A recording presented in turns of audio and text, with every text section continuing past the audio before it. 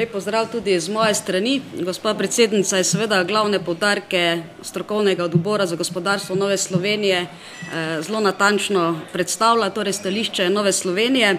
Zato mogoče samo še kakšen razmislek k temu. Ena od stvari, ki se vidi bistveno drugačna v tej vladi, je način komunikacije in pa dela. Sami ste verjetno mediji opazili, da najprej neko novo stvar o davku zvete mediji, potem jo zve koalicija, koalicijski partnerji in potem še vsi ostali socialni partnerji, ki bi se naj o teh stvari tudi pogovarjali. Gospa Kresalova pravi, da se kaže v tem demokratičnost načina delovanja te vlade.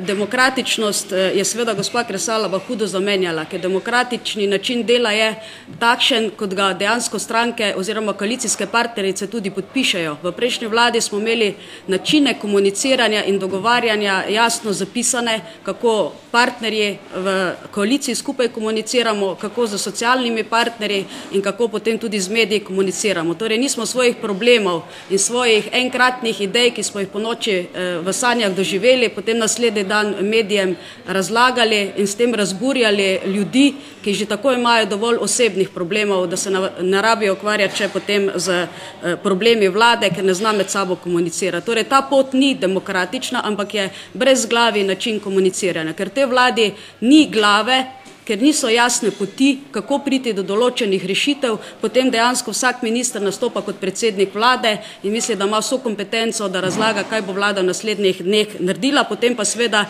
čez 3-4 dni spet prikliče svoje načine reševanja. Torej, to ne gre za demokratičen, ampak brezglavi način vladanja. Žal se je ta virus gripe, bi lahko rekli, načina vladanja razširil tudi na sindikate. Tudi sindikati so postali brezglave. Zadnja dva primera Gorenje, Mura in pa tudi v Hidri, kar se dogaja, so dejansko tudi sindikati niso odigrali svoje vloge in so delavci morali sami prevzeti odgovornost za to, da branijo svoje pozicije, svoje delovno mesto in s tem seveda vsakdanji kruh, da lahko skrbijo za svoje družine. Mi tudi sindikate v Novi Sloveniji pozivamo, da razmislijo najprej o svojih osebnih dohodkih. Gospod Semolič, bi bilo tudi dobro, da jih javno objavi, da razmislijo, kakšne članarine delavci plačujejo in kaj dejansko delavci za to od sindikatov tudi dobijo. Mislimo, da bi v teh težkih časih morali tudi članarine v sindikatih znižati in več vloži tudi nekakega prostovoljnega dela za to, da bi delavci lahko ohranjali svoja delovna mesta.